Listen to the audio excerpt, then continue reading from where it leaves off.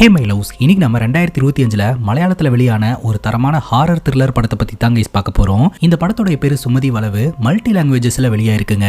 இந்த படத்தோட ஒன்லைனர் என்னன்னா, வனப்பகுதிக்கு பக்கத்துல இருக்கக்கூடிய ஒரு அழகான கிராமங்க. போலீஸ் செக் போஸ்ட்ல இருந்து ஒரு 3 கிலோமீட்டர் டிராவல் பண்ணோம்னா அந்த கிராமத்தை சென்றடைஞ்சிடலாம். அந்த போலீஸ் செக் போஸ்ட்டுக்கும் அந்த கிராமத்துக்கும் இடைப்பட்ட இடத்துல சுமதி அப்படின்ற ஒரு பெண்ணுடைய ஆன்மா இருக்கிறதாகவும், அந்த வழியா வரவங்களை எல்லாம் தொந்தரவு பண்ணி கொலை பண்றதாகவும் கிராமத்து மக்கள் நம்புறாங்க.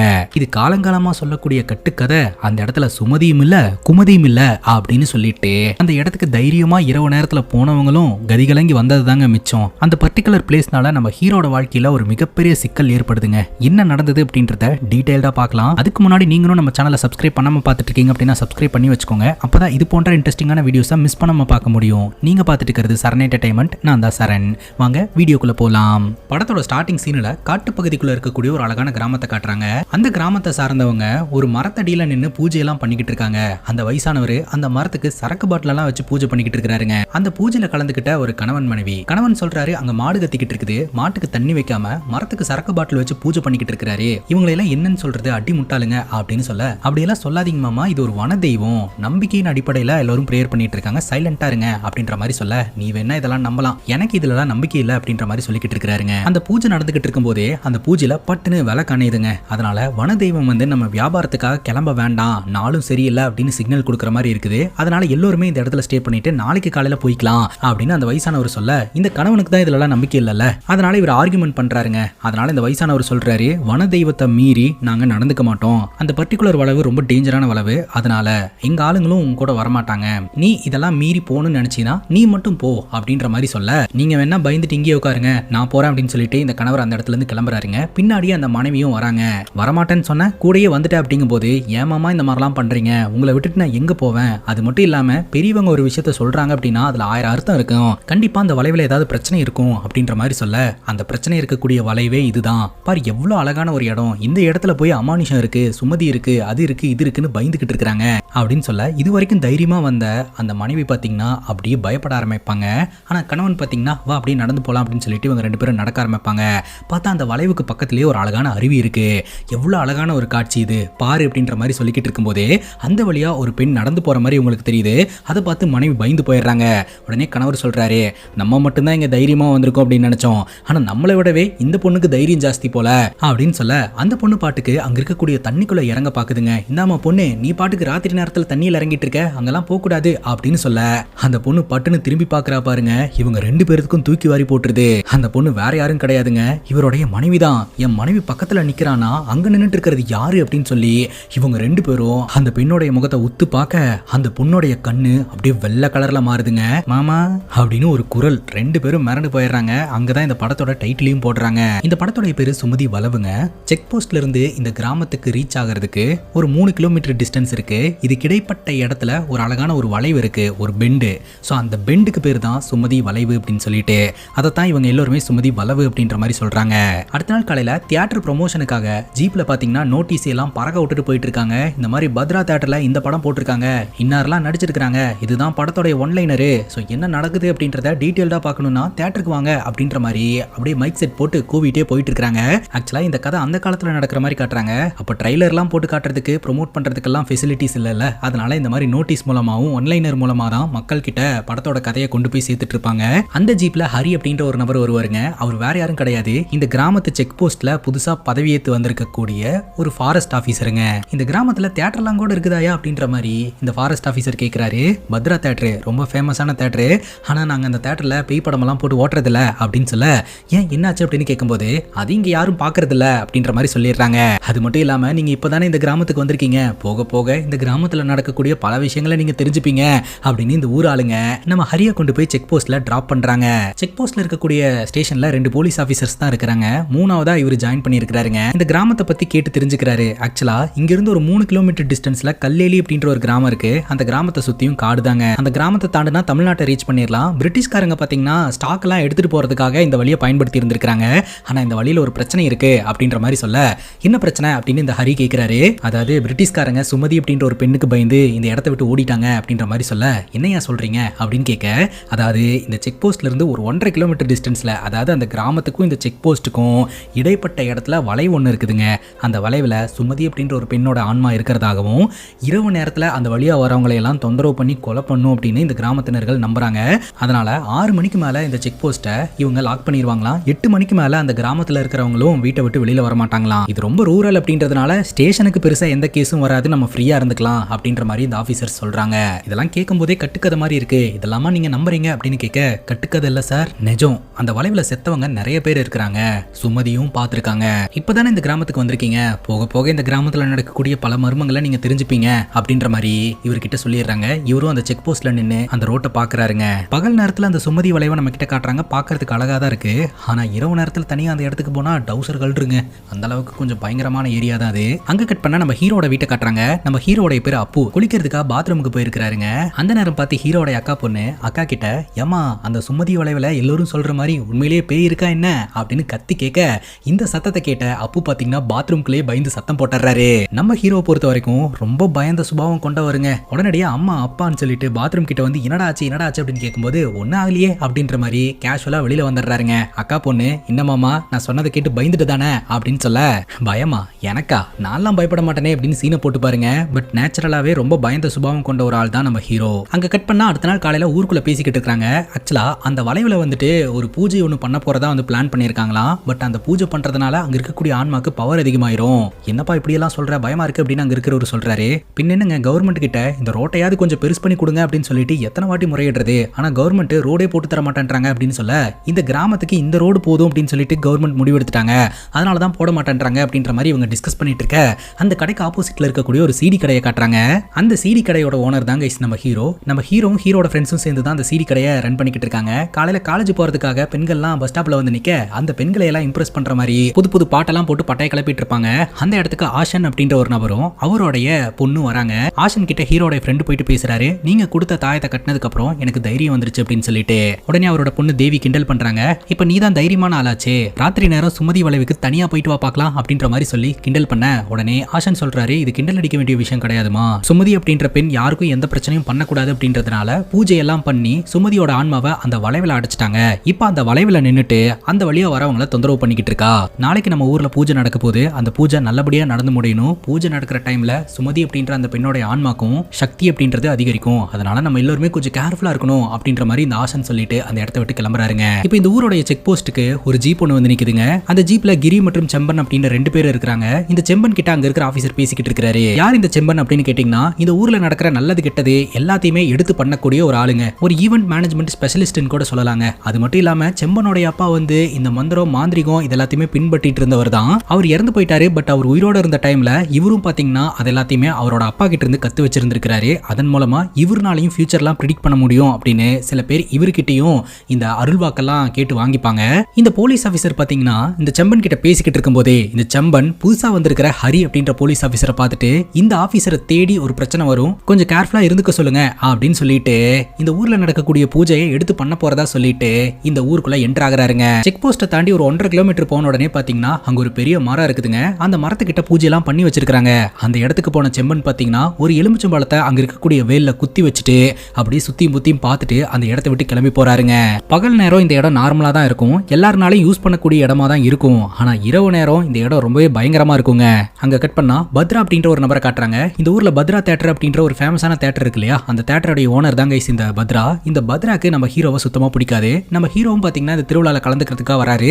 திருவிழா வேலைகள்லாம் நல்லபடியா நடந்துகிட்டு இருக்குது. அந்த இடத்துக்கு இந்த போலீஸ் ஆபீசர்ஸும் வந்திருக்காங்க. புதுசா வந்திருக்கிற ஹரின்ற போலீஸ் ஆபீசர் கிட்ட இன்னொரு போலீஸ் ஆபீசர் சொல்றாரு, நம்ம ஹீரோ தான் கைஸ் அன்னைக்கு ஒரு பொண்ணை இந்த ஊரை விட்டு ஓடுறதுக்கு ஹெல்ப் பண்ணாரு, அதுவும் சுமதி வளைவு வரைக்கும் போய் அந்த பொண்ணுக்கு ஹெல்ப் பண்ணிருக்காரு. அதனால அந்த பொண்ணோடைய குடும்பத்தினர்களுக்கு நம்ம ஹீரோ மேல சம்மக்கம் இருக்கு. இன்னும் சொல்ல போனா ஓடி போன அந்த பொண்ணுக்கு ஒரு தம்பி இருக்கு. அந்த தம்பியோட பேரு மகேஷ். அவன் ஆர்மியில இருக்கிறான். அவன் வந்தானா இவன் கதையை முடிஞ்சது அப்படின்ற மாதிரிலாம் பேசிக்கிட்டு இருக்காங்க சார் அப்படின்னு ஹரி கிட்ட சொல்லிக்கிட்டு இருப்பாங்க. ஆக மொத்தம் நம்ம ஹீரோ ஒரு பொண்ணு தன்னோட காதலன் கூட ஓடி போறதுக்கு உதவி செஞ்சிருக்காரு. அதனால அந்த பொண்ணு வீட்டுக்காரங்க நம்ம ஹீரோ மேல சம்மகான்ல இருக்காங்க அப்படின்றது மட்டும் தெளிவா தெரியுதுங்க. அதே சமயம் அந்த திருவிழால சுஜா அப்படின்ற ஒரு லேடியும் அவங்களுடைய பொண்ணையும் காட்டுறாங்க. சுஜாவுடைய கணவர் பாத்தீங்கன்னா அந்த வளைவுல தான் இறந்து போயிருந்திருக்காரு. அதுக்கப்புறம் சிங்கிள் பேரண்டா இருந்து சுஜா அவங்க பொண்ணை வளர்த்துக்கிட்டு இருக்காங்க. சுஜா வந்து அந்த பத்ராவுடைய தியேட்டர்ல தான் இவ்வளவு நாள் வேலை பார்த்துட்டு இருந்திருக்காங்க. திடீர்னு அவங்க வேலைக்கு போறதுல வேலையை நிப்பாட்டிட்டாங்க. இந்த தகவல் தெரிஞ்சுக்கிட்ட நம்ம ஹீரோ, ஏங்கா அந்த வேலைக்கு போறதுனால ஏதோ 10-100 வந்துட்டு இருந்துச்சு, உங்க பொண்ணோட படிப்பு செலவுக்காவது ஆச்சுல்ல, ஏன் வேலையை விட்டீங்க அப்படிங்கும்போது, பணம் அப்படின்றத தாண்டி கணவர் இல்லாத ஒரு பொண்ணை எப்படி ட்ரீட் பண்ணுவாங்கன்னு நினைச்சு பாரு அப்படின்னு அப்படின்னு இந்த பத்ரா வந்து தன்னிடம் தப்பா நடந்துகிட்டதாகவும் தன்னிடம் மட்டும் இல்ல தன்னோட பொண்ணுகிட்டயும் தப்பா நடந்துகிட்டதா வந்து சொல்றாங்க. அதனால நம்ம ஹீரோ பாத்தீங்கன்னா எங்க சிடி கடைக்கு வேலைக்கு வந்துருங்க, பெருசா என்னால எதுவும் கொடுக்க முடியாது, பட் சேஃபா நீங்க எங்க கடையில இருக்கலாம் அப்படின்ற மாதிரி சொல்ல ஹீரோட ஃப்ரெண்ட்ஸோ ஆமாங்கக்கா வந்துருங்கக்கா அப்படின்ற மாதிரி கூப்பிடுறாங்க. அந்த அக்கா போனதுக்கு அப்புறம் ஹீரோட ஃப்ரெண்ட் சொல்றாங்க வாடா போய் இந்த பத்ரா கிட்ட பிரச்சனை பண்ணலாம் என்னன்னு கேட்கலாம் அப்படின்ட்டு. உடனே இன்னொரு ஃப்ரெண்ட் சொல்றாரு இல்ல நம்ம போனோம்னா பழசெல்லாம் கிளறி பிரச்சனையை பெருசு பண்ணி விட்டுருவானுங்க, நம்ம சைலண்டாவே இருக்கலாம் அப்படின்ற மாதிரி சொல்லிட்டு இவங்க அமைதியா இருக்காங்க.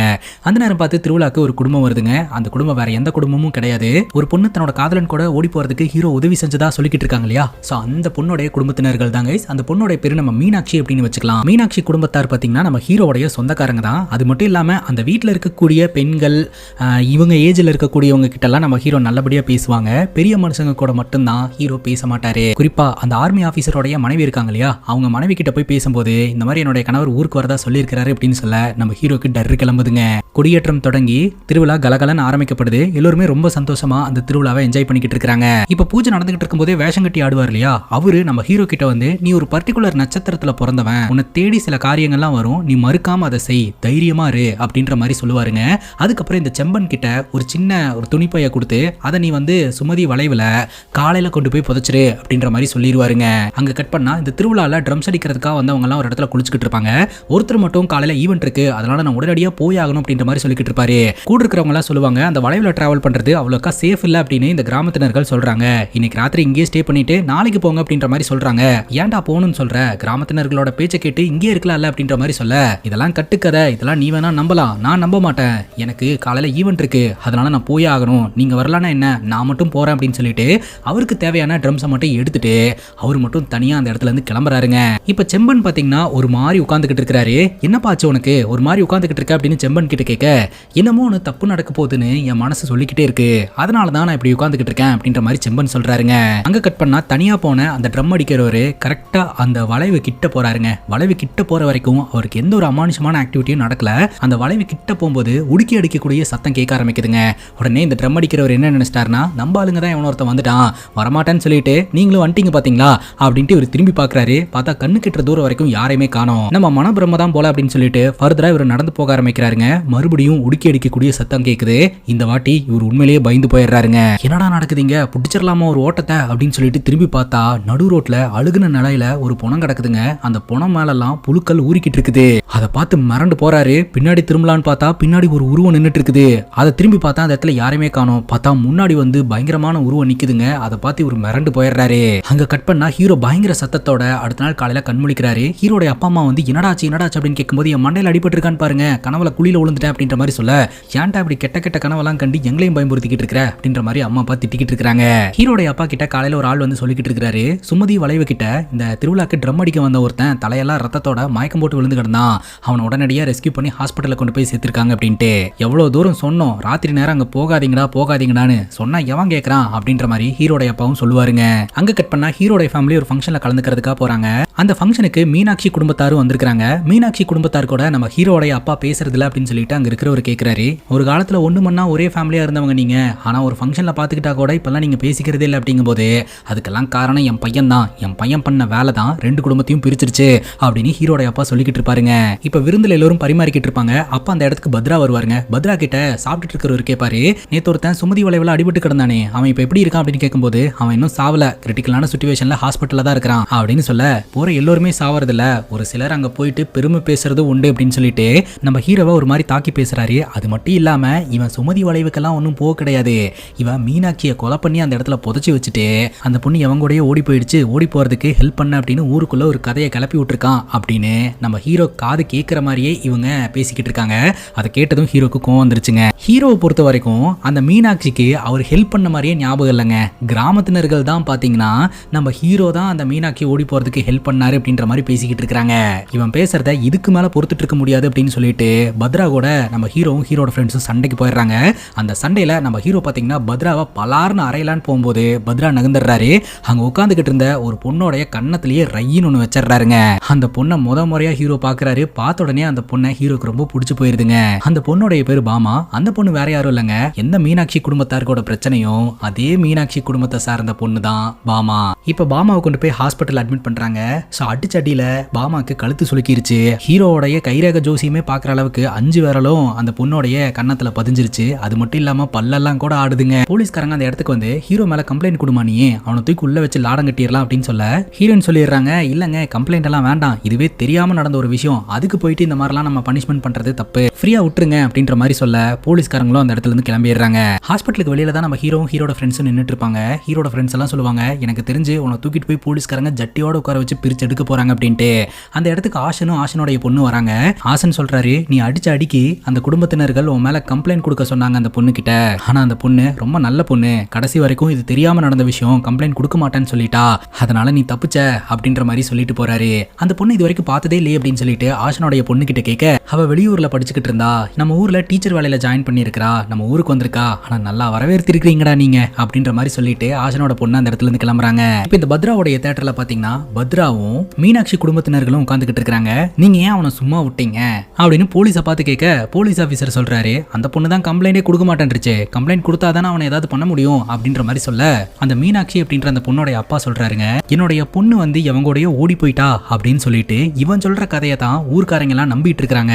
அப்படியே என் பொண்ணு ஓடி போயிருந்தாலும் இந்நேரம் எங்க இருக்கா என்ன பண்ணிட்டு இருக்கான்ற தகவல் எனக்கு தெரிஞ்சிருக்கும் இல்லையா, இப்போ வரைக்கும் அவ எங்க இருக்கா என்ன பண்றான்ற எந்த ஒரு தகவலும் எனக்கு தெரியல, அதனால இவன் தான் என்னுடைய பொண்ணு மீனாட்சிய ஏதோ ஒன்று பண்ணியிருக்கான், கொலை பண்ணியிருக்கான்னு எனக்கு தோணுது, அப்படி இல்லைன்னா என் மீனாட்சிக்கு என்னதான் ஆச்சு அப்படின்றத நான் தெரிஞ்சுக்கணும் அப்படின்னு மீனாட்சியோட அப்பா சொல்லிக்கிட்டு இருக்காரு. அப்ப அங்க இருக்கிறவங்க சொல்றாங்க, நம்ம ஊருக்கு பெஞ்சமின் அப்படின்ற ஒரு போலீஸ் ஆபீசர் வராரு, பனிஷ்மெண்ட் போஸ்டிங்ல தான் இந்த ஊருக்கு வராரு, கண்டிப்பா அவர்கிட்ட நம்ம விஷயத்த சொன்னோம்னா அவரு இன்வெஸ்டிகேஷன் பண்ணி மீனாட்சிக்கு என்ன ஆச்சுன்றதை கண்டுபிடிப்பாரு அப்படின்ற மாதிரி சொல்லிக்கிட்டு இருக்காங்க. இப்ப இந்த பெஞ்சமின் அப்படின்ற போலீஸ் ஆபீசர் இந்த ஊருக்கு வராருங்க. நேரா இரவு நேரம் அந்த செக் போஸ்ட்ல போயிட்டு பயங்கரமா ஹார்ன் அடிச்சுக்கிட்டு இருக்காரு. அந்த ஸ்டேஷனுக்குள்ள தூங்கிட்டு இருக்கக்கூடிய அந்த 3 போலீஸ் ஆபீசர்ஸும் வெளியே எழுந்து வராங்க. யார் நீ ஹார்ன் அடிச்சுக்கிட்டு இருக்கிற, இந்நேரத்துல எல்லாம் செக் போஸ்ட் ஓபன் பண்ண முடியாது, யாரும் இந்த வழியா போக மாட்டாங்க அப்படின்ற மாதிரி சொல்ல, மத்தவன் போக மாட்டானா நான் போவேன் அப்படின்ற மாதிரி அந்த நபர் சொல்றாரு. நீ யாரியா அப்படின்னு கேட்க, நான் தான் இந்த ஊருக்கு புதுசா வந்திருக்கிற போலீஸ் ஆபீசர் அப்படின்னு சொல்ல, இதை கேட்ட ஆபீசர் பயந்துடுறாரு. இருந்தாலும் நீங்க போறது அவ்வளவு சேஃப் இல்ல அப்படின்னு சொல்ல, அங்க நின்னுட்டு இருக்கக்கூடிய நம்ம ஹரி இருக்கிறார் இல்லையா, போட்டும் திறந்து விட்டுருங்க அப்படின்ற மாதிரி சொல்ல உடனடியாக செக் போஸ்ட் ஓபன் பண்ணி விட்டுறாங்க. இந்த பெஞ்சமின் அப்படின்ற போலீஸ் ஆபீசர் பாத்தீங்கன்னா நல்லா குடிச்சிட்டு ரேடியோல பாட்டு கேட்டுக்கிட்டே நேரா அந்த ரோட்ல டிராவல் பண்ண ஆரம்பிக்கிறாருங்க. அந்த பர்டிகுலர் சுமதி வளைவு வந்த உடனே திடீர்னு வண்டி ஆஃப் ஆகுது. என்னடா அது வண்டி ஆஃப் ஆயிடுச்சு அப்படின்னு சொல்லிட்டு திரும்ப ஜீப்பை ஸ்டார்ட் பண்றதுக்கு ட்ரை பண்றாரு. ஸ்டார்ட் ஆக மாட்டேது, சுத்தமா ஜீப்ல பவர் இல்ல. இறங்கி வந்து தம் போட்டுக்கிட்டு இருக்காருங்க. அப்ப திடீர்னு அந்த வண்டியில லைட் ஆட்டோமேட்டிக்கா ஆன் ஆகுது. போய் பாக்குறாரு, அந்த ஜீப்ல பாட்டு பாடிக்கிட்டு இருக்குதுங்க. உடனே ஏறி வண்டியை ஸ்டார்ட் பண்றதுக்கு முயற்சி பண்றாரு, ஸ்டார்ட் ஆக மாட்டேது. உடனே அங்க இருக்கிற ரேடியோ ஆஃப் பண்ணிட்டு, இங்க நான் மட்டும்தான் பாடணும், உனக்கு பாடுறதுக்கெல்லாம் இங்க ரைட்ஸ் கிடையாது அப்படின்ற மாதிரி சொல்லிட்டு ஜீப்பை விட்டு இறங்கி வந்து ஒண்ணுக்கு போயிட்டு இருக்காருங்க. பார்த்தா அந்த இடத்துல யாரோ ஒருத்தங்க தம் அடிச்சுட்டே ஒண்ணுக்கு போயிட்டு இருக்கிற மாதிரி இவருக்கு தெரியுது. அவர்கிட்ட, நான் மட்டும்தான் ராத்திரி நேரம் தனியா இந்த இடத்துக்கு வந்திருக்கிறேன்னு பார்த்தா நீயும் இந்த இடத்துக்கு வந்திருக்கிற, யாரியா நீ, சரி பக்கத்துல ஏதாவது மெக்கானிக் ஷெட் இருக்கா அப்படின்னு கேட்கும்போது அந்த நபர் இருட்டுல இருந்து லைட்டா வெளிச்சம் அடிக்கக்கூடிய இடத்துக்கு வந்து நின்று, மெக்கானிக் ஷெட்டா அப்படின்ற மாதிரி கேட்கிறாரு. அதை பார்த்து இந்த போலீஸ் ஆபீசர் பெஞ்சமின் மிரண்டு போயிடுறாருங்க. ஏன்னா பதில் சொன்னவரும் பெஞ்சமின் தான். அவர் மாதிரியே இருக்கக்கூடிய உருவம் இவர் கண்ணு முன்னாடி வந்து நிக்குதுங்க. பட்டுன்னு அந்த ஜீப்பு தீ பிடிச்சி எரிய ஆரம்பிக்குது. எரியிற ஜீப்பு அப்படியே இவரை நோக்கி வர ஆரம்பிக்குதுங்க. அவ்வளவுதான், போலீஸ் ஆபீசர் பெஞ்சமினுக்கு என்னாச்சுன்னு தெரியல, அந்த ஜீப்புக்கு என்னாச்சுன்னு தெரியலங்க. அங்க கட் பண்ணா அடுத்த நாள் காலையில நம்ம ஹீரோ இருக்கிறார் இல்லையா, அவரோட அக்கா பொண்ணை ஸ்கூல்ல கொண்டு போய் விடுறதுக்காக டிப் டாப்பா ரெடியாகி நின்னுக்கிட்டு இருக்காரு. இந்த மாதிரிலாம் நம்ம மாமா கொண்டு போய் விட மாட்டாரே அப்படின்ற மாதிரி யோசனை பண்ணிட்டு இருக்க, அப்பதாங்க விஷயம் தெரிய வருது. அக்கா பொண்ணு படிக்கக்கூடிய அந்த ஸ்கூல்ல தான் நம்ம ஹீரோயின் டீச்சரா ஜாயின் பண்ணிருக்காங்க. அக்கா பொண்ணு ஸ்கூல்ல கொண்டு போய் விடுற கேப்ல அப்படியே நம்ம பேசிட்டு கடலை போட்டுட்டு வரலாம் அப்படின்ற எண்ணத்துல தான் இவர் ரெடி ஆயிட்டு இருக்காருங்க. அது மட்டும் இல்லாம அதே ஸ்கூல்ல வாவா குட்டன் அப்படின்ற ஒரு சின்ன பையன் படிச்சுக்கிட்டு இருக்கான். அந்த பையன் வந்து மீனாட்சி குடும்பத்தை சார்ந்தவன். அந்த பையன் அக்கா பொண்ணுக்கு தொல்லை கொடுத்துட்டு இருக்கான் அப்படின்றத கேள்விப்பட்டேன். இன்னைக்கு அந்த பிரச்சனை எல்லாம் சால்வ் பண்ணி வைக்க போறேன் அப்படின்ற மாதிரி போய் சொல்லிட்டு அக்கா பொண்ணை கூப்பிட்டுட்டு ஸ்கூலுக்கு போறாருங்க. போற வழியில பார்த்தா இந்த பெஞ்சமின் அங்க நின்னுட்டு இருக்காருங்க. கிரேன் எல்லாம் வந்து அந்த ஜீப்பை ரெஸ்கியூ பண்ணிக்கிட்டு இருக்கு. ராத்திரி நேரம் இந்த இடத்துக்கு போக வேண்டாம் அப்படின்னு சொல்லியும் எல்லாரோட பேச்சையும் மீறி இவர் இந்த இடத்துக்கு வந்திருக்காரு. வந்த இடத்துல இந்த மாதிரி நடந்திருக்குது. ஆனா இவர் என்ன சொல்றாரு அப்படின்னா, அந்த ஜீப்ல ஷார்ட் சர்க்யூட் ஆகி ஃபயர் ஆயிடுச்சு அப்படின்ட்டு. ஏன்னா இவர் ஒரு போலீஸ் ஆபீசர் இல்லையா, இவர் பேய் பூதோன்லாம் வந்து இவர் வாயாலேயே சொன்னாரு அப்படின்னா இவரோட மானம் போயிடும் அப்படின்னு சொல்லிட்டு அதை இவர் வந்து சொல்லலங்க. அந்த வழியா தான் நம்ம ஹீரோ அவரோட அக்கா பொண்ணை கூப்பிட்டுட்டு ஸ்கூலுக்கு போறாருங்க. ஸ்கூல்ல பிரேயர் நடந்துட்டு இருக்கு. இந்த வாவா குட்டன் தான் பாத்தீங்கன்னா உறுதிமொழி வந்து சொல்ல போறான். உறுதிமொழி ஆரம்பிச்ச உடனே அங்க நின்னுட்டு இருக்கக்கூடிய நம்ம ஹீரோ பார்த்துட்டு ஸ்டேஜ்ல இருந்து இறங்கி வந்து நம்ம ஹீரோ பலார்னு ஒரு அற விட்டுறாங்க. பட்டுன்னு நம்ம ஹீரோ கீழே விழுந்துடுறாரு. அந்த பையன் எதுக்காக அரைஞ்சான் அப்படின்னா, அவங்க வீட்டு பொண்ணான நம்ம ஹீரோயினை ஃபங்க்ஷன்ல வச்சு ஹீரோ அரைஞ்சிட்டாரு இல்லையா, அதுக்கு பழி வாங்குற விதமா அந்த பையன் நம்ம ஹீரோவை அரைஞ்சிட்டாங்க. என்னதான் சின்ன பையனாலும் அவன் அடிச்சு ஆட்டி நம்ம ஹீரோக்கு பல்லு வலியவே கிளப்பி விட்டுருச்சுங்க. இப்ப ஹீரோ அவரோட சீடி கடையில் உட்காந்துக்கிட்டு இருக்க அந்த இடத்துக்கு தீபா அப்படின்ற அப்படின்ற ஒரு டீச்சர் வராங்க. அவங்க வந்து நிறைய மாசம் பிரெக்னெண்டா இருக்காங்க. அடுத்த மாசம் அவங்களுக்கு டெலிவரி டைம் வந்து ஃபிக்ஸ் பண்ணியிருக்காங்க. டீச்சர் வந்த உடனே அந்த பையன் அடிச்ச வலி எப்படி இருக்கு அப்படின்ற மாதிரி கேட்க சிடி கடையில் இருக்கக்கூடிய ஹீரோட ஃப்ரெண்ட்ஸ் எல்லாருக்குமே தெரிஞ்சு போச்சு, ஒரு சின்ன பையன் கையால ஹீரோ அடி வாங்கியிருக்காரு அப்படின்ட்டு. எவ்வளவு நேரம் மறைக்க முடியும்? ஹீரோவும் உண்மையை சொல்லிடுறாரு, ஆமா அவன் தான் அடிச்சான், ஆனா அடி இடிமாடி விழுந்துடா அப்படின்ட்டு. அந்த பையன் பண்ணதுக்கு சாரி சொல்றதுக்காக பஸ் ஸ்டாப்ல உங்களுக்காக ஒருத்தங்க காத்துக்கிட்டு இருக்காங்க அப்படின்ற மாதிரி சொல்ல, யாரு அந்த பையனே வந்திருக்கானா அப்படின்ற மாதிரி ஹீரோ யோசனை பண்றாரு. பார்த்தா பஸ் ஸ்டாப்ல நம்ம ஹீரோ நின்னுக்கிட்டு இருப்பாங்க. ஹீரோக்கு அவ்வளவு சந்தோஷங்க. பஸ் ஸ்டாப்ல வச்சு நம்ம ஹீரோ பேசுறாரு, உங்களை அடிச்சதுக்கு உங்க வீட்ல இருந்து மாமாவோ இல்ல அண்ணனோ வந்து என்கிட்ட பிரச்சனை பண்ணுவாங்கன்னு பார்த்தா இத்தனோண்டு சின்ன பையனை வச்சு நான் அடிச்சிட்டீங்களே அப்படின்ற மாதிரி ஹீரோ கேட்கிறாரு. நான் சொல்லி எல்லாம் அடிக்கலங்க, அவனாதான் வந்து அடிச்சிருக்கான் அப்படின்ற மாதிரி சொல்லிடுறாங்க. சரிங்க, நீங்க நெக்குக்கு பேண்ட் போட்டிருக்கீங்களே, சரியானதுக்கு அப்புறம் அந்த நெக் பேண்டை எனக்கு தரீங்களா, நான் போட்டுக்கிறேன் அப்படின்ற மாதிரி ஹீரோ சொல்லிக்கிட்டு இருப்பாரு. ஸோ இதனால நம்ம ஹீரோனுக்கும் ஹீரோ ரொம்ப பிடிச்சி போயிருங்க. டெய்லியும் இந்த வழியா தான் பாத்தீங்கன்னா ஹீரோயின் வந்து அவங்களோட டியூட்டிக்கு போவாங்க. போகும்போதும் வரும்போதெல்லாம் நம்ம ஹீரோ இங்க நின்று சைட் அடிச்சுக்கிட்டு இருப்பாரு, ஃபாலோ பண்ணிக்கிட்டு இருப்பாரு. ஸோ இதனால இவங்க ரெண்டு பேருக்குள்ள காதல் அப்படின்றது மலர ஆரம்பிக்குதுங்க. இப்போ நம்ம ஹீரோவும் ஹீரோட ஃப்ரெண்ட்ஸும் வெளியில போயிட்டு திரும்ப ஊருக்கு வந்துகிட்டு இருக்காங்க. ராத்திரி ஆயிடுச்சுங்க, செக் போஸ்ட்டும் க்ளோஸ் பண்ணிட்டாங்க. அந்த செக் போஸ்ட் கிட்ட வந்துட்டு செக் போஸ்ட் திறந்து விடுங்க அப்படின்ற மாதிரி இவங்க கேட்டுட்டு இருக்காங்க. அங்க இருக்கிற போலீஸ் ஆஃபீஸரும் திறந்து விடட்டா அப்படின்ற மாதிரி கேட்க, இவங்க எல்லாருமே பாத்தீங்கன்னா அந்த ஜீப்பை விட்டு இறங்கிடுறாங்க.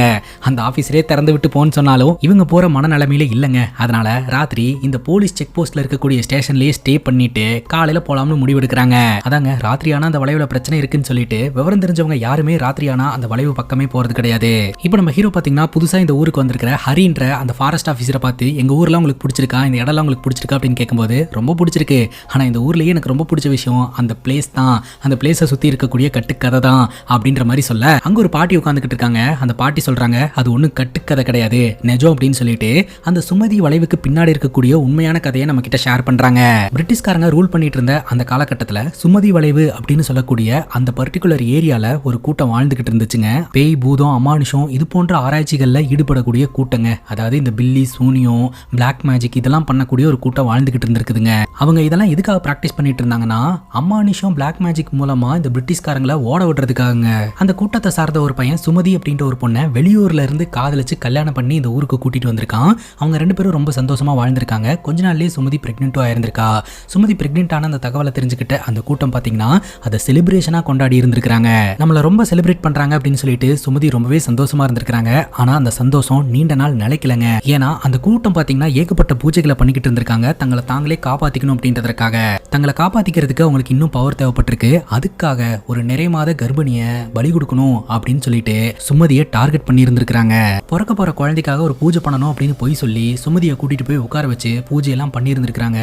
அதுக்கப்புறம் தீய பத்த வச்சு மனசாட்சியே இல்லாம சுமதிய கொடூரமா கொலையும் பண்ணியிருந்திருக்கிறாங்க. ஏகப்பட்ட வலியும் வேதனையும் அனுபவிச்சு இறந்து போன சுமதி அப்பவே ஆன்மாவா வெளியில வந்திருந்திருக்காங்க. அந்த கூட்டத்தை ஓட ஓட விரட்டினது மட்டும் இல்லாம அந்த கூட்டம் உருவாக்கி வச்சிருந்த பேய்களை எல்லாம் தன்னோட கண்ட்ரோல்ல எடுத்துக்கிட்டு அதை நல்ல விஷயத்துக்காக பயன்படுத்த போறேன் அப்படின்னு சொல்லிட்டு அந்த வளைவிலேயே சுமதி தங்கிட்டா அப்படின்னு இந்த பாட்டி கதை சொல்றாங்க. இந்த பாட்டியோட வெர்ஷன்ல பாத்தீங்கன்னா சுமதி நல்லவங்க, நல்லதுக்காக அங்க ஆன்மாவா இருக்காங்க அப்படின்ற மாதிரி தான் இருக்குது. பட் இந்த ஊர்க்காரங்களோட பாயிண்ட் ஆஃப் வியூல ராத்திரி நேரம் அந்த இடத்துக்கு யாரு போனாலும் சுமதி தொந்தரவு பண்ணுவா அப்படின்ற மாதிரி தான் இருக்குது.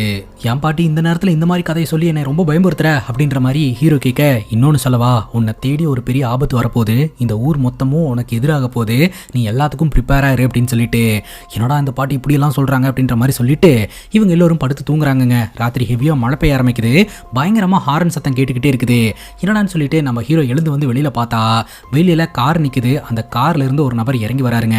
அந்த நபர் வேற யாரும் கிடையாது, அதாங்க ஆர்மி ஆபீசரான மகேஷ். மகேஷை பார்த்து நம்ம ஹீரோ பயங்கரமா பம்பறாரு. உடனடியா உள்ள ஓடி வந்து, டே இந்த மகேஷ் வந்திருக்காண்டா அப்படின்ற மாதிரி எழுப்ப, என்னடா சொல்றேன்னு சொல்லிட்டு வெளியில வந்து பார்த்தா அந்த இடத்துல காரையும் காணோம், ஹீரோ சொன்ன மகேஷையும் காணோம். திரும்பி பார்த்தா அந்த ஸ்டேஷன்ல தாங்க இந்த மகேஷ் உட்காந்துக்கிட்டு இருக்காரு. உடனே ஹரி அந்த இடத்துக்கு வந்து, யார் நீங்க அப்படின்ற மாதிரி கேட்க, அப்ப மகேஷ் வந்து நான் ஒரு ஆர்மி ஆஃபீஸர் அப்படின்ற மாதிரி சொல்றாரு. அப்படியே உங்களுக்கு நான் டீ எடுத்துட்டு வரவா அப்படின்னு கேட்கும்போது, இல்ல பரவாயில்ல அப்படின்ற மாதிரி சொல்லிட்டு அங்கேயே உட்காந்துக்கிறாரு. ஸோ இவங்க ரெண்டு பேரும் ஒருத்தர் முறைச்சிட்டு சைலண்டாவே இருக்கிறாங்க. மகேஷ்க்கும் தெரியும் ராத்திரி நேரம் இந்த செக் போஸ்ட்டை தாண்டி டிராவல் பண்ண முடியாது அப்படின்ட்டு. அதனால தான் அந்த ஸ்டேஷன்லயே வெயிட் பண்ணிக்கிட்டு இருக்காருங்க. அடுத்த நாள் காலையில் இந்த ஆர்மி ஆஃபீஸர் கூட்டிட்டு போறதுக்காக மீனாட்சி குடும்பத்தார் வந்திருக்காங்க.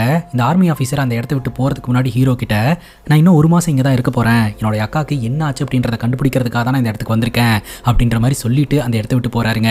நம்ம ஹீரோக்கு பக்குன்னு இருக்கு. இப்போ நம்ம ஹீரோ கிட்ட ஹீரோட ஃப்ரெண்ட்ஸ் எல்லாருமே கேட்கறாங்க, ஏன்டா இந்த ஊருக்காரங்க எல்லாம் உன்னையே தான் சொல்லிட்டு இருக்காங்க, நீ தான் அந்த அக்கா ஓடி போறதுக்கு ஹெல்ப் பண்ண அப்படின்னு சொல்லிட்டு, அந்த அக்கா இப்ப இங்க தாண்டா இருக்கிறாங்க அப்படின்ற மாதிரி கேட்க, நீங்க எவ்வளவு தூரம் கேள்வி கேட்டாலும் எனக்கு எதுவுமே தெரியாது, ஏன்னா உங்களுக்கெல்லாம் எந்த அளவுக்கு விஷயம் தெரியும் தெரியுமோ அந்த அளவுக்கு தான் எனக்கும் விஷயம் தெரியும் அப்படின்ற மாதிரி ஹீரோ சொல்றாருங்க.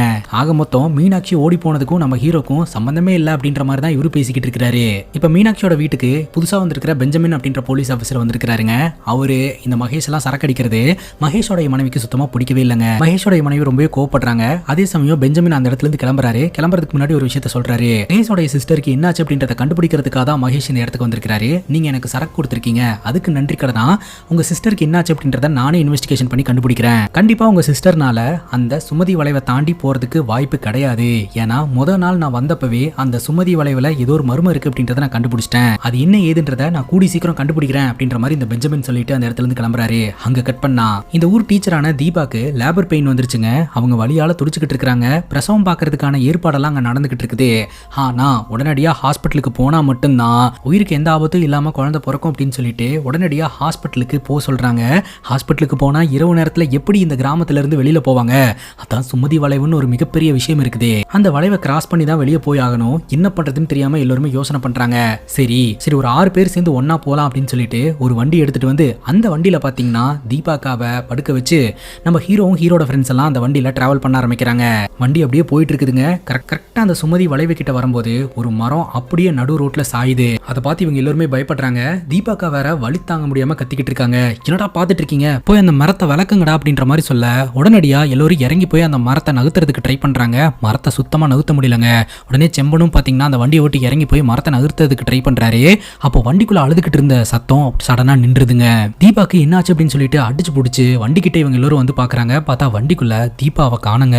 தீபா காட்டுக்குள்ள எங்கேயோ அழுகிற மாதிரி சத்தம் கேட்க ஆரம்பிக்குது. தீபாவை அந்த பீ தூக்கிட்டு போயிடுச்சு போல அப்படின்னு சொல்லிட்டு உடனடியா காட்டுக்குள்ள சத்தம் கேட்கறத ஃபாலோ பண்ணிட்டு போய் தேட ஆரம்பிக்கிறாங்க. பார்த்தா இவங்க எல்லாருமே ஸ்பிளிட் ஆகி வேற வேற இடங்களுக்கு போயிடுறாங்க. ஒவ்வொருத்தங்களுக்கும் ஒரு இடத்துல தீபா அழுவுற மாதிரி சத்தம் கேக்குதுங்க.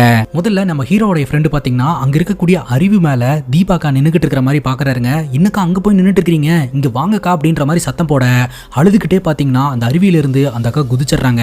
அதை பார்த்து ஹீரோட ஃப்ரெண்டு மிரண்டு போயிடுறாருங்க. இன்னொரு பக்கம் தீபா அக்கா வந்து அழுதுகிட்டே நின்னுட்டு இருக்கிற மாதிரி இருக்கும். அங்க போய் பார்த்தா திடீர்னு அவங்களுக்கு தலை இருக்காதுங்க. அதை பார்த்து இவங்க எல்லாருமே மிரண்டு போயிடுறாங்க. இன்னொரு இடத்துல நம்ம ஹீரோ கண்ணு முன்னாடி தீபாக்கா அவங்களுடைய வயித்தை அப்படியே போட்டு கிழிக்கிற மாதிரி இருக்குங்க. அதை பார்த்து நம்ம ஹீரோ மிரண்டு போயிடுவாரு. இந்த மாதிரி எல்லோரோட கண்களுக்குமே பாத்தீங்கன்னா தீபாக்கா வித்தியாசமான முறையில காட்சி கொடுத்து இவங்களை எல்லாம் மரள வச்சிருவாங்க. இனி இந்த இடத்துல இருக்கிறது சேஃப் கிடையாது, நம்ம எல்லாருமே இந்த இடத்த விட்டு போயிடலாம் அப்படின்னு சொல்லிட்டு எல்லாருமே அந்த வண்டி கிட்ட வராங்க. பார்த்தா வண்டிக்குள்ள அழுவுற சத்தம் கேக்குதுங்க. என்னடான்னு பார்த்தா வண்டிக்குள்ள தீபாக்காவும் அவங்களோட குழந்தையும் இருக்கிறாங்க. குழந்தை பிறந்திருக்குது. அடுத்த நாள் காலையில இவங்க எல்லாருமே ஹாஸ்பிட்டல்ல இருக்கிறாங்க. தீபாவும் தீபாவோட குழந்தையும் நார்மலா இருக்குது. நேற்று ராத்திரி என்ன நடந்தது அப்படின்னு கேட்கும்போது யாரோ ஒருத்தங்க எனக்கு வந்து பிரசவம் பார்த்த மாதிரி எனக்கு ஃபீல் ஆச்சு, பட் யாரு என்னன்னு எனக்கு தெரியல அப்படின்ற மாதிரி தீபா சொல்றாங்க. இவங்களை கூட்டிட்டு வந்த ஆளுங்கெல்லாம் எங்க அப்படின்னு பார்த்தா அவங்களுக்கெல்லாம் பாத்தீங்கன்னா காய்ச்சல் வந்து ட்ரீட்மெண்ட் அதே ஹாஸ்பிட்டல் எடுத்துக்கிட்டு இருப்பாங்க. உடனே இந்த ஆசான் சொல்லிடுறாரு, சரி நீங்க பார்த்த விஷயத்தையெல்லாம் ஊர்க்காரங்க கிட்ட எல்லாம் சொல்லாதீங்க, எல்லாருமே பயந்து போயிருவாங்க அப்படின்ட்டு. அப்ப செம்பன் சொல்றாரு, இது வந்து ஒரு மிரட்டலுக்கான அறிகுறி மாதிரி எனக்கு தோணுது, பெருசா என்னமோ நடக்க போகுது அப்படின்ற மாதிரி அவர் சொல்லுவாருங்க. இப்போ இந்த மகேஷ், அந்த போலீஸ் ஆஃபீஸர் பெஞ்சமின், அதுக்கப்புறம் இந்த பத்ரா எல்லாரும் ஒன்னா உட்காந்து சரக்கு அடிச்சுக்கிட்டு இருப்பாங்க. பண்ணிய வேட்டையாடியும் சாப்பிடுவாங்க. அப்ப சொல்லுவாங்க, இனிமேல் வந்து உங்க சிஸ்டர் தேடாதீங்க, தேடுறதுல எந்த ஒரு பலனும் கிடையாது. எல்லோரும் பேசிக்கிற மாதிரி அந்த பையன் வந்து உங்க சிஸ்டரை கொலை பண்ணி புதைச்சு வச்சிருக்கானா, இல்ல அங்க இருக்கக்கூடிய பேய் வந்து உங்க சிஸ்டரை கொலை பண்ணுச்சா அப்படின்னு தெரியல. ஆனா உங்க சிஸ்டர் வந்து அந்த இடத்த தாண்டலான்றதை மட்டும் நான் உறுதியா சொல்லுவேன் அப்படின்ற மாதிரி சொல்றாருங்க. அப்பதான் அங்க இருக்கக்கூடிய ஆபீசர் சொல்லுவாருங்க, அந்த வளைவில் இருக்கக்கூடிய சுமதியோட ஆன்மா எதனால அந்த வழியா வரவங்களை எல்லாம் தொந்தரவு பண்ணுது அப்படின்னா, அந்த காலத்துல அந்த பெண்ணுக்கு நடந்த அநீதி வேற யாருக்கும் நடந்துடக்கூடாது அப்படின்ற பயத்துல தான் அது மற்றவங்களை எல்லாத்தையும் தொந்தரவு பண்ணிக்கிட்டு இருக்கு அப்படின்ற மாதிரி சொல்றாருங்க. அங்கே கட் பண்ணால் நம்ம ஹீரோன் ஒர்க் பண்ணக்கூடிய அந்த ஸ்கூலுக்கு ஹீரோ போகிறாருங்க. அங்கே இருக்கக்கூடிய மாணவர்கள்லாம் வந்து அன்றைக்கி ராத்திரி என்ன நடந்தது அப்படின்ற மாதிரி கேட்டுக்கிட்டு இருக்காங்க. ஆனால் ஹீரோ பார்த்த விஷயங்களை எல்லாம் மாடிஃபை பண்ணி தன்னை ஒரு வீரனாக வந்து அங்கே காட்டிக்கிட்டு இருப்பாரு. கரெக்டாக ஹீரோன் வந்து, என்ன ஹீரோ சார் என்ன பண்ணிட்டு இருக்கீங்க அப்படின்ற மாதிரி கேட்க, உங்ககிட்ட ஒரு முக்கியமான விஷயத்தை பற்றி சொல்லணும் அப்படின்னு சொல்லிட்டு ஹீரோ பார்த்தீங்கன்னா நம்ம 2 பேர் கல்யாணம் பண்ணிக்கலாமா அப்படின்ற மாதிரி ப்ரப்போஸ் பண்ணிடுறாருங்க. எப்படியும் உங்கள் மிலிட்ரி அண்ணன் அக்செப்ட் பண்ணிக்க மாட்டான்னு எனக்கு தெரியும், இருந்தாலும் பார்த்துக்கலாம் அப்படின்ற மாதிரி ஹீரோ ப்ரப்போஸ் பண்ணுவார். ஹீரோனும் கிரீன் சிக்னல் காட்டிடுவாங்க. இவங்க 2 பேரும் ஜாலியாக லவ் பண்ணிட்டு சுற்றிக்கிட்டு இருப்பாங்க. ஒரு நாள் பார்த்தீங்கன்னா பிரிட்ஜுக்கு பின்னாடி ஒரு மரம் இருக்குங்க. அந்த மரத்துக்கிட்ட நம்ம ஹீரோ ஹீரோன் 2 பேரும் நின்று பேசிட்டு இருக்கிறத இந்த பெஞ்சமின் அப்படின்ற போலீஸ் ஆஃபீஸர் பார்த்துறாரு. நடக்கட்டும் போலீஸ்காரங்க, நாங்க எதுக்கு இருக்கிறோம், உங்களை எல்லாம் சேர்த்து வைக்கிறதுக்கு தானே அப்படின்னு வன்மத்தை மனசுல வச்சுக்கிட்டே அந்த இடத்துல இருந்து கிளம்புறாருங்க. அங்க கட் பண்ணா நம்ம ஹீரோ வீட்டுல இருக்கிறாருங்க. வீட்டுக்கு இந்த மீனாட்சியோட குடும்பத்தினர்கள் வந்திருக்காங்க. குறிப்பா இந்த மகேஷ் நம்ம ஹீரோ முறைச்சிட்டே வீட்டுக்குள்ள வராரு. நம்ம ஹீரோடைய அப்பா அம்மா உட்கார வச்சு ஒரு முக்கியமான விஷயத்த உங்க கிட்ட பேசுறதுக்காக தான் வந்திருக்கோம் அப்படின்னு சொல்லிட்டு, நம்ம ஹீரோனுக்கு திருமண ஏற்பாடு பண்ணியிருக்கோம் அப்படின்ற மாதிரி சொல்லி, நீங்க கண்டிப்பா கல்யாணத்துக்கு கல்யாணத்துக்கு வரணும் அப்படின்ற மாதிரி சொல்றாங்க. என் பையன் பண்ண தப்புனால 2 குடும்பமும் பேசாம இருந்தது, இதுக்கு மேல நம்ம பேசாம இருக்க வேண்டாம், இந்த ஒரு ஃபங்க்ஷனை மையமா வச்சு நம்ம 2 குடும்பமும் ஒன்று சேர்ந்துடலாம் அப்படின்ற மாதிரி ஹீரோட அப்பாவும் பேசிக்கிட்டு இருப்பாருங்க. சரி, ஹீரோயின் கல்யாணம் பண்ணிக்க போற பையன் யாரு அப்படின்னு கேட்கும்போது இந்த பத்ரா அப்படின்ற மாதிரி சொல்ல நம்ம ஹீரோக்கு தூக்கி வாரி போட்டுருதுங்க. ஹீரோ அப்படியே பார்த்துக்கிட்டே இருப்பாரு. ஆக்சுவலா ஹீரோவும் ஹீரோனும் லவ் பண்றாங்க அப்படின்ற விஷயம் தெரிஞ்சு வேணுனே தான் இந்த மகேஷ் பாத்தீங்கன்னா ஹீரோனுக்கு அந்த பத்ராவை திருமணம் பண்ணி வைக்கிறதுக்கு ஏற்பாடு பண்ணியிருக்கிறாரு. நீ கல்யாணத்துக்கு வரணும், கல்யாணத்தை நடத்தி வைக்கணும் அப்படின்ற மாதிரி மிரட்டிட்டே அந்த இடத்த விட்டு போறாரு. இப்போ நம்ம ஹீரோ அவரோட ஃப்ரெண்ட்ஸ் கிட்டயுமே அப்புறம் இந்த செம்பன் அப்படின்ற நபர் கிட்டயுமே எனக்கு ரொம்ப கஷ்டமா இருக்குன்னு சொல்லிட்டு அழுவுறாரு. சரிடா, இந்த மாதிரி பெரிய பெரிய முனிவர்கள்லாம் வந்து இந்த ஒரு பேஸ்ட்டை சாப்பிட்டு தைரியத்தை வளர்த்துக்குவாங்க, உனக்கும் கொஞ்சம் தரேன், இதை சாப்பிட்டு தைரியத்தை வளர்த்துக்கோ அப்படின்னு சொல்ல எல்லோருமே பார்த்தீங்கன்னா கொஞ்சம் கொஞ்சம் அந்த பேஸ்ட்டை வாங்கி சாப்பிட்டுட்டு தைரியம் நிறையா வந்துருச்சு. என்னோட எல்லா பிரச்சனைக்கும் காரணம் அந்த சுமதி வளைவு தான், அதை வச்சு தான் இந்த குடும்பத்துக்கும் அந்த குடும்பத்துக்கும் பிரச்சனை வந்தது. இப்போ நான் காதலிக்கும் போது அந்த பொண்ணை எனக்கு கல்யாணம் பண்ணி தரமாட்டேன்றாங்க, இந்த சுமதியை சும்மா விட மாட்டேன் அப்படின்னு சொல்லிட்டு நேராக இவங்க எல்லோருமே சுமதி வளைவுக்கு போயிட்டு எங்கடி இருக்க, உன்னால தாண்டி என்னோட வாழ்க்கை இப்படி தலைகீழா மாறிடுச்சு, வெளியே வா, இப்படி ஒளிஞ்சொளிஞ்சு விளையாடிக்கிட்டு இருக்காது அப்படின்னு சொல்லிட்டு பயங்கரமா கத்த ஆரம்பிச்சிடுறாங்க. அதுக்கப்புறம் திடீர்னு புகை கிளம்ப ஆரம்பிக்குதுங்க. அந்த புகைக்குள்ள இருந்து திடீர்னு அகோரிகள் முனிவர்கள்லாம் வந்து இவங்களை பயமுறுத்த ஆரம்பிக்கிறாங்க. பயத்துல மயங்கி எல்லோருமே அந்த இடத்துலயே விழுந்துடுறாங்க. ஸோ அந்த வழியா வந்த ஹரி தான் அடுத்த நாள் காலையில பார்த்து இவங்களை எல்லாம் ரெஸ்கியூ பண்ணி கூட்டிட்டு வந்திருக்காருங்க. அந்த ராத்திரி உங்களுக்கு என்னடா அங்க வேலை அப்படின்ற மாதிரி கேட்க, ஒரு மாதிரி டிப்ரெஷன்ல இருந்தோம், செம்பன் வந்து ஒரு பேஸ்ட் கொடுத்தாரு, அதை சாப்பிட்ட உடனே எங்களுக்கு தைரியம் வந்துருச்சு, அந்த தைரியத்துல நாங்க அந்த இடத்துக்கு போயிட்டோம், அதுக்கப்புறம் அந்த பேஸ்டோடைய தன்மை குறைஞ்சதுக்கு அப்புறம் நாங்க பயத்துல மயங்கி விழுந்துட்டோம் அப்படின்ற மாதிரி இவங்க சொல்லுவாங்க. இப்போ நம்ம ஹீரோ பார்த்து இந்த ஹரி சொல்றாரு, நீ எதுக்கு தேவையில்லாம இந்த மாதிரிலாம் பண்ணிட்டு இருக்க, உனக்கே ஏகப்பட்ட பிரச்சனை இருக்குல்ல, போய் உன் பிரச்சனையை அந்த பொண்ணு வீட்டில் பேசி சரி பண்ண பாரு அப்படின்னு ஹரி சொல்லுவாரு. அவ்வளோ ஈஸியெல்லாம் அதை சரி பண்ண முடியாது சார், நான் போறேன் அப்படின்ற மாதிரி சொல்ல, கொண்டு போய் வீட்டில் விட்டுருங்க அப்படின்ற மாதிரி ஹரி சொல்லிடுறாரு. இப்போ ஸ்கூல்ல நம்ம ஹீரோடைய அக்கா பொண்ணும் நம்ம ஹீரோ பலார்னு ஒரு அரவுட்டானே அந்த குடும்பத்தை சார்ந்த சின்ன பையன், இவங்க 2 பேருமே டிஸ்கஸ் பண்ணிட்டு இருக்காங்க. ஆக்சுவலா நம்ம ஹீரோவும் ஹீரோனும் லவ் பண்ணிக்கிட்டு இருக்காங்க. இது தெரிஞ்சுதான் இந்த மாதிரி அவங்கள பிரிக்கணும்னு சொல்லிட்டு கல்யாணம் ஏற்பாடு பண்ணியிருக்காங்க. என்னோட மாமா ரொம்ப கஷ்டப்படுறாரு அப்படின்னு சொல்லிட்டு ஹீரோடைய அக்கா பொண்ணு சொல்ல, நம்ம இவங்களை சேர்த்து வைக்கிறதுக்கு முயற்சி பண்ணலாம் அப்படின்னு சொல்லிட்டு ஈவினிங் அந்த பையன் பார்த்தீங்கன்னா சிடி கடைக்கு வரான். அந்த குட்டி பையனை பார்த்தாலே ஹீரோ பயப்படுறாருங்க. அந்த குட்டி பையன் பார்த்தீங்கன்னா இன்டெரக்டா வந்து சொல்லிட்டு போயிடுவான், இந்த மாதிரி கூடி சீக்கிரம் எங்க அக்காவை வந்து கூட்டிட்டு போற வழியை பாருங்க அப்படின்னு சொல்லிட்டு. இப்ப சிடி கடையில் எல்லாரும் நின்றுட்டு இருக்கும்போது அந்த வழியா இந்த பத்ரன் வர்றாருங்க. கல்யாண பத்திரிக்கை வந்துருச்சுல, எல்லாரும் வந்துருவீங்க தானே அப்படின்ற மாதிரி சொல்ல, நம்ம ஹீரோ எல்லாம் வந்துருவோம் அப்படின்ற மாதிரி சொல்ல, அந்த இடத்துல தான் பாத்தீங்கன்னா சுஜாகாவும் அவங்க பொண்ணு நின்றுட்டு இருப்பாங்க. அவங்கள ஒரு மாதிரி பார்த்துட்டு இந்த பத்ரா அந்த இடத்துல இருந்து கிளம்புறான். அப்போ சுஜாகா வந்து நம்ம ஹீரோ கிட்ட ஒரு கதையை சொல்றாங்க. சுஜாகாவுடைய கணவர் வந்து சாவறதுக்கு முன்னாடி 50,000 ரூபாய் கடன் வந்து இந்த பத்ரா கிட்ட வாங்கி இருந்திருக்காருங்க. அவர் இறந்ததுக்கு அப்புறம் அந்த கடனை நம்ம அடைச்சிடலாம் அப்படின்னு சொல்லிட்டு தான் அந்த தியேட்டர் வேலைக்கு போயிருந்திருக்காங்க. ஆனா பத்ரன் பாத்தீங்கன்னா காசு மூலமா அந்த பணம் வேண்டாம், உன்னை அடைஞ்சு அதை சரி பண்ணிக்கிறேன் அப்படின்னு சொல்லிட்டு இவங்க கிட்டயும் அவங்க பொண்ணு கிட்டயும் அத்துமீறல ஈடுபட்டதா வந்து சொல்றாங்க. இதை கேட்டதும் நம்ம ஹீரோக்கு பயங்கர டென்ஷன் ஆகுது. இப்பேற்பட்ட மோசமானவனுக்கு தான் நம்ம ஹீரோனை கல்யாணம் பண்ணி வைக்கிறதுக்கு நம்ம ஹீரோனுடைய அண்ணன் இப்பாடுபட்டுக்கிட்டு இருக்கான். ராத்திரி செம்பன் வந்து சொல்றாரு, இப்படி ஃபீல் பண்ணிட்டே இருக்கிறதுக்கு நீ அந்த கல்யாணத்தை நிப்பாட்டிடலாம்ல அப்படின்ட்டு.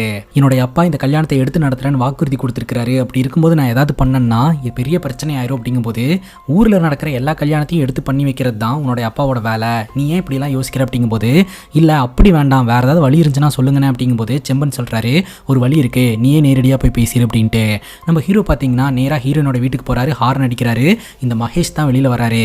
மகேஷ் கிட்ட நம்ம ஹீரோ சொல்றாரு, நீ வந்து என் மேல இருக்கக்கூடிய கோவத்துல உன் தங்கச்சியோட வாழ்க்கையை அழிச்சிடாத அப்படின்னு சொல்ல, அதெல்லாம் எனக்கு தெரியும், நீ கிளம்புடா அப்படின்ற மாதிரி சொல்ல, உடனே நம்ம ஹீரோ அந்த இடத்துல இருந்து கிளம்பிடுவாருங்க. ஏன்னா ஹீரோ ஏதாவது பேச போய் நம்ம ஹீரோனை அந்த குடும்பத்தினர்கள் அடிச்சு குடும்பப்படுத்தினாங்கன்னா என்ன பண்றதுன்னு பயந்துட்டே இவர் எதுவுமே பேசாம வந்துருவாரு. அடுத்த நாள் காலையில ஒரு இடத்துல ஒரே கூட்டமா இருக்கிறாங்க. ஹீரோக்கும் தகவல் வரும். உடனடியாக அடிச்சு பிடிச்சி அந்த இடத்துக்கு போய் பார்த்தா சுஜாகாவும் சுஜாகாவுடைய பொண்ணும் அந்த இடத்துல தூக்குல தொங்கி இறந்து போயிருந்திருப்பாங்க. அவங்க தற்கொலை பண்ணி இறந்து போயிட்டாங்க அப்படின்ற மாதிரி தான் போலீஸ்காரங்க இன்வெஸ்டிகேஷன் பண்ணிட்டு இருப்பாங்க. நம்ம ஹீரோக்கு தெரியும் இது தற்கொலை கிடையாது, இதுக்கு பின்னாடி இந்த பத்ரா இருக்கிறான் அப்படின்ட்டு. ஏன்னா நேத்து தான் இந்த கதையெல்லாம் சொல்லிட்டு சுஜா நம்ம ஹீரோ கிட்ட சொல்லியிருப்பாங்க, அந்த தியேட்டருக்கு வேலைக்கு போகும்போது அந்த கடனை அடைச்சா போதுன்னு இருந்தது, இங்க வந்ததுக்கு அப்புறம் எனக்கு வாழணும்னு தோணுது, என் பொண்ணுக்காக வாழணும்னு தோணுது அப்படின்ட்டு.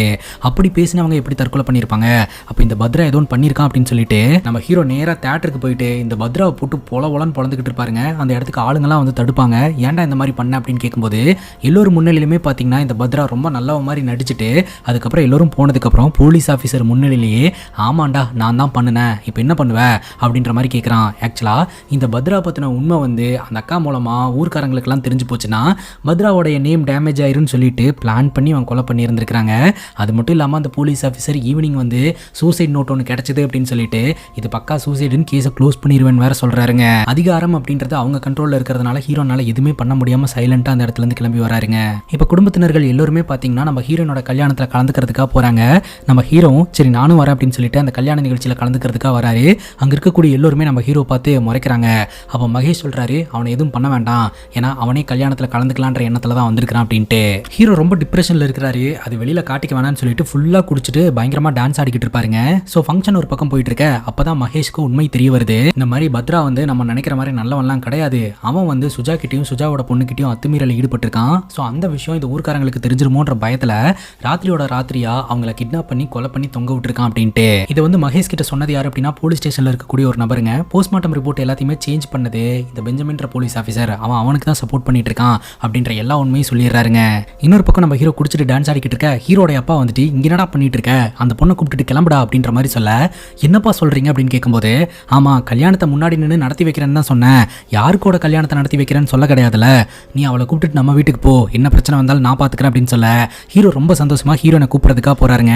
அப்பதான் வீட்டுல இருக்கிறவங்களுக்கு எல்லாம் தகவல் தெரிய வருது, வீட்டுல நம்ம ஹீரோயின் இல்ல, ஹீரோயின் காணாம போயிட்டாங்கன்ட்டு. இது கண்டிப்பா ஹீரோட வேலையா தான் இருக்கும் அப்படின்னு சொல்லிட்டு குடும்பத்தினர்கள்லாம் ஹீரோ சந்தேகப்படுறாங்க. பட்டுன்னு மகேஷ் வந்து அவன் இங்கே தான் இருக்கிறான், அவனே கல்யாண நிகழ்ச்சியில் கலந்துக்கிறதுக்காக தான் வந்திருக்கான், அவனுக்கு இதுக்கும் சம்மந்தம் இல்லை, நம்ம பொண்ணு எங்கன்னு தேடுங்க அப்படின்னு சொல்ல, இல்லை அவனுக்கு தெரியும் அப்படின்னு சொல்லிட்டு ஹீரோ அடிக்கிறதுக்காக வராங்க. அப்போ பார்த்தீங்கன்னா மகேஷ் வந்து தடுக்கிறாரு. அப்போ அங்கே இருக்கக்கூடிய சின்ன பையன் நம்ம ஹீரோ கிட்ட சொல்றான், நீங்க காதலுக்காக எந்த இனிஷியேட்டிவ் எடுக்க கிடையாது, அதுக்காக அக்கா இன்னொருத்தனை கல்யாணம் பண்ணிக்க முடியுமா, அக்கா போலீஸ் செக் போஸ்ட்ல தான் இருக்கிறாங்க, போங்க போய் கூப்பிட்டுக்கோங்க அப்படின்ற மாதிரி சொல்ல, உடனே நம்ம ஹீரோ அந்த இடத்துல இருந்து கிளம்புறாருங்க. ஆக்சுவலா ராத்திரி ஆயிடுச்சுங்க. கரெக்டா அந்த சுமதி வளைவு கிட்ட போறாரு, அப்படியே கையில த்ரோட்டல் வச்சுட்டு முறுக்குறாரு, போயிடலாமா அப்படின்னு சொல்லிட்டு. அந்த இடத்துக்கு போனோடனே பயம் வந்துருச்சு. பயந்துகிட்டே நின்றுட்டு இருக்கும்போது திடீர்னு யாரோ ஒருத்தங்க வந்து நம்ம ஹீரோ அட்டாக் பண்றாங்க. யாருன்னு பார்த்தா இந்த பத்ராவும் பத்ரா கூட இருக்கிறவனும் தான். நம்ம ஹீரோ போட்டு அடி நடிக்கிறாங்க. ஒரு கட்டத்துக்கு மேல இந்த இடத்துல வச்சு சம்பவம் பண்ண வேண்டாம், நேரா கொண்டு போய் இந்த சுமதி வளைவுல வச்சு போட்டு தள்ளிட்டு பேய் தான் காரணம்னு கேஸை மாத்தி விட்டுறலான்னு சொல்லிட்டு நம்ம ஹீரோவை இழுத்துட்டு அங்க போறாங்க. கரெக்டா அந்த சுமதி வளைவுக்குள்ள என்ட்ரான உடனே செத்து போன சுஜாவும் சுஜாவோடைய பொண்ணும் அந்த இடத்துல நின்றுட்டு இருக்கிற மாதிரி இந்த பத்ராக்கு தெரிய ஆரம்பிக்குதுங்க. நீங்க எப்படி உயிரோட வந்தீங்கன்னு கேட்டுட்டு இருக்கும்போதே அவங்க பேயா மாறதை பார்த்து அவங்க பயந்து போக, அதை வந்து சான்ஸா பயன்படுத்தி நம்ம ஹீரோ எழுந்திருச்சு இந்த பத்ரா கூட சண்டை போட ஆரம்பிக்கிறாரு. அந்த சண்டையில ஹீரோ அடிபட்டு கீழே விழுறாருங்க. கொஞ்ச நேரத்திலேயே கண் முழிக்கிறாரு, பார்த்தா மகேஷ் அந்த இடத்துல நின்றுட்டு இருக்கிறாருங்க. கையை கொடு எழுந்துரு அப்படின்ற மாதிரி சொல்லிட்டு, உன்னோட எல்லா விஷயங்களும் எனக்கு தெரியும், இங்க நடக்கிற பிரச்சனை எல்லாத்தையும் நான் பாத்துக்கிறேன், செக் போஸ்ட்ல தான் வெயிட் பண்ணிட்டு இருக்கா, நீ போ அப்படின்னு சொல்ல, ரொம்ப நன்றி மகேஷ் அப்படின்னு சொல்லிட்டு அந்த இடத்த விட்டு நம்ம ஹீரோ நேரா செக் போஸ்ட்டுக்கு போறாருங்க. அங்க போன உடனே நம்ம ஹீரோ ஓடி வந்து ஹக் பண்ணிக்கிறாங்க. ரெண்டு பேரும் ஒன்று சேர்ந்துடுறாங்க. நமக்கு இந்த ஊரே வேண்டாம், இங்கிருந்து போயிடலாம் அப்படின்ற மாதிரி சொல்ல, இல்ல போ வேண்டாம், நம்ம இந்த ஊர்லயே இருக்கலாம், நம்மளை யார் எதிர்த்தாலும் சரி நம்ம இங்க அவங்க கண்ணு முன்னாடியே இருக்கலாம், அவங்க எல்லாரும் சேர்ந்து நம்மளை ஆசீர்வாதம் பண்ற வரைக்கும் நம்ம இங்க இருக்கலாம் அப்படின்ற மாதிரி ஹீரோ சொல்லிடுறாருங்க. அடுத்த நாள் காலையில பாத்தீங்கன்னா நம்ம ஹீரோ வீட்டு சைட்லயும் ஹீரோயினோட வீட்டு சைட்லயும் பயங்கரமா சண்டை நடந்துகிட்டு இருக்கும். கரெக்டா அந்த இடத்துக்கு ஒரு ஜீப் வருது. அந்த ஜீப்ல இருந்து ஒருத்தங்க இறங்கி வராங்க பாருங்க. அது வேற யாரும் கிடையாது, கொஞ்சம் வருஷத்துக்கு முன்னாடி ஓடி போன மீனாட்சிங்க. மீனாட்சி செத்து போயிட்டா, அவளை கொலை பண்ணது நம்ம ஹீரோ தானே. இவ்வளவு நாள் பிரச்சனை போயிட்டு இருந்துச்சு, ஆனா மீனாட்சி குத்துக்கல்லு மாதிரி உயிரோட வந்திருக்காங்க. யாரும் கேள்வி கேட்கறதுக்கு முன்னாடி நம்ம ஹீரோவே போய் மீனாட்சி கிட்ட, ஏமா நீ ஓடி போனதுக்கு நானா ஹெல்ப் பண்ண அப்படின்ற மாதிரி கேட்க, இல்ல அப்படின்ற மாதிரி மீனாட்சி சொல்லிடுறாங்க. கேட்டிங்களா, அவங்க வாயாலேயே சொல்லிட்டாங்க, அவங்க ஓடி போறதுக்கெல்லாம் நான் ஹெல்ப் பண்ணவே கிடையாது, சம்பந்தமே இல்லாம நான் தான் சொல்லிட்டு ரெண்டு குடும்பத்துக்கு இடையில பிரச்சனை வந்துருச்சு அப்படின்ற மாதிரி ஹீரோ சொல்றாரு. இப்ப அங்க இருக்கக்கூடிய எல்லோருமே கேட்கறாங்க, நீ யாரு கூட தாமா ஓடி போன, என்னதாமா நடந்தது அப்படின்ற மாதிரி கேட்க, அப்பதான் மீனாட்சி சொல்றாங்க, அவரு கூட தான் ஓடி போனேன்னு சொல்லிட்டு. அவரா அப்படின்னு சொல்லிட்டு எல்லோரும் திரும்பி பார்த்தா அது வேற யாரும் கிடையாதுங்க, இந்த ஃபாரஸ்ட் டிபார்ட்மெண்ட்ல புதுசா ஜாயின் பண்ணாரே ஹரி, அவரு தான் கைஸ். அவரு இந்த ஊருக்கு போஸ்டிங் கேட்டு வந்ததற்கான காரணமே மீனாட்சி குடும்பத்தினர்களை சமாதானப்படுத்தி இவங்க எல்லாம் ஒன்னா வாழலாம் அப்படின்றதுக்கு தான். வந்ததுக்கு அப்புறம் தான் விஷயமே தெரிய வந்திருக்கு, இந்த ஊர்ல அந்த வளைவில் நடக்கிற பெரிய பிரச்சனையை தாண்டி எங்க பிரச்சனை தான் பெரும் பிரச்சனையா இருக்குது அப்படின்ட்டு. இதுக்கு மேல சண்டை இது அதுன்னு சொல்லிட்டு பெருசு பண்ணிட்டே போயிட்டு இருக்க வேண்டாம், இவங்க எல்லாத்தையும் சேர்த்து வச்சு சந்தோஷமா வாழலாம் அப்படின்னு சொல்லி ரெண்டு குடும்பத்தினர்களும் முடிவெடுக்கிறாங்க. எல்லோரும் ரொம்ப ஹாப்பி ஆகுறாங்க. அப்ப நம்ம ஹீரோ பாத்தீங்கன்னா ஹரின்ற ஃபாரஸ்ட் ஆஃபீஸரை தனியா மீட் பண்ணி, நான் உங்ககிட்ட ஃப்ரெண்ட்லியா தானே இருந்தேன், என்கிட்ட சொல்லியிருக்கலாமே அப்படிங்கும் போது, நான் அன்னைக்கே உங்ககிட்ட பேசுறதுக்கு ட்ரை பண்ணேன், பட் பேசுறதுக்கு சரியான டைம் கிடைக்கல அப்படின்ற மாதிரி சொல்லிட்டு அவர் அங்கிருந்து கிளம்பிடுறாருங்க. அவருடைய பாயிண்ட் ஆஃப் வியூல நம்ம ஹீரோ தான் பாத்தீங்கன்னா ஹரியும் மீனாட்சியும் ஓடி போறதுக்கு ஹெல்ப் பண்ணதா சொல்றாருங்க. ஆனா ஹீரோக்கு ஹெல்ப் பண்ணதான் ஞாபகமே இல்ல. இப்போ நம்ம ஹீரோ கிட்ட வந்து மகேஷ் சொல்றாரு, இதுக்கு முன்னாடி நமக்கு நிறைய பிரச்சனை இருந்தது, இனிமேல் நம்ம எல்லோருமே அந்த பிரச்சனைகள் எல்லாம் மறந்துட்டு ஹாப்பியா இருக்கலாம் அப்படின்னு சொல்ல, இருந்தாலும் அன்னைக்கு ராத்திரி நீ சுமதி வளைவுல வந்து என்ன காப்பாத்தினதுக்கு ரொம்ப நன்றி அப்படிங்கும்போது, நானா சுமதி வளைவுக்கா உன்னை வந்து காப்பாத்தினா அப்படின்ற மாதிரி சொல்லிட்டு அவர் அந்த இடத்துல இருந்து கிளம்பிடுறாரு. தக்காளி அப்பதான் கைஸ் நம்ம ஹீரோக்கு தாறுமாறான ட்விஸ்டே ரிவீல் ஆகுது. நேத்து ராத்திரி சுமதி வளைவுல வந்து நம்ம ஹீரோவை காப்பாத்தினது இந்த மகேஷே கிடையாது, மகேஷ் உருவத்துல அந்த சுமதி தான் பேயா வந்திருந்திருக்காங்க. அது மட்டும் இல்லாம மீனாட்சி மற்றும் ஹரி இவங்க ரெண்டு பேரும் இந்த ஊரை விட்டு ஓடி போகும்போது அவங்களுக்கு ஹெல்ப் பண்ணது நம்ம ஹீரோ கிடையாது, ஹீரோ உருவத்துல போன இந்த சுமதி சுமதி. இந்த ரெண்டு விஷயமே இப்போ நம்ம ஹீரோக்கு மட்டும்தாங்க தெரிய வருது. ஆக மொத்தம் சுமதி வளைவுல இருக்கக்கூடிய பேய் நல்லது பண்றதுக்காக இவங்களை எல்லாம் பயமுறுத்துது அப்படின்னு நமக்கு புரிய வருதுங்க. ஃபார் எக்ஸாம்பிள், அந்த பிரெக்னென்ட் லேடியை ஹாஸ்பிட்டல் அட்மிட் பண்றதுக்காக கூட்டு போனப்போ இவங்களை எல்லாம் பயங்கரமா சுத்த விட்டு பயமுறுத்துச்சு. மேபி அதற்கான காரணம் அவங்க லேடியா இருக்காங்க, ஹெல்ப் பண்றதுக்கு பக்கத்துல ஒரு லேடி கூட இல்ல, எல்லாரும் ஆண்களா இருக்கிறாங்கன்னு சொல்லிட்டு அவங்களை எல்லாம் டைவர்ட் பண்ணி பயமுறுத்திட்டு அந்த பேயே வந்து பிரசவம் பார்த்துருந்துருக்கலாம். இந்த படத்தோட ஸ்டார்டிங் சீன்ல இருந்தே பார்த்தீங்கன்னா அந்த சுமதி வளைவு கிட்ட போறவங்க எல்லாம் மதிமயங்கி விழுகிறாங்களே தவிர யாரும் சாவது கிடையாது. அதனால சுமதி அந்த வழியா வரவங்களை பயமுறுத்துறாங்களே தவிர யாரையும் கொல்ல கிடையாது அப்படின்றது இதுல இருந்து தெரியுது. ஆக மொத்தம் சுமதி வளைவுல சுமதி இருக்காங்கன்றது மட்டும் உறுதியாகுதுங்க. இத்தோட இந்த படம் முடியுது. இந்த படத்தை பத்தி நீங்க என்ன நினைக்கிறீங்க அப்படின்னு உங்களோட கருத்தை கமெண்ட் செக்ஷன்ல பதிவு பண்ணுங்க. அண்ட் இதே மாதிரி வேற எதனா படத்தை பத்தி பேசணும்னு நினைச்சா படத்தோட பேரை கமெண்ட் செக்ஷன்ல சொல்லுங்க. இதே மாதிரி வேற ஒரு நல்ல வீடியோல வந்து சந்திக்கிறேன். Love you guys, take care and cheers.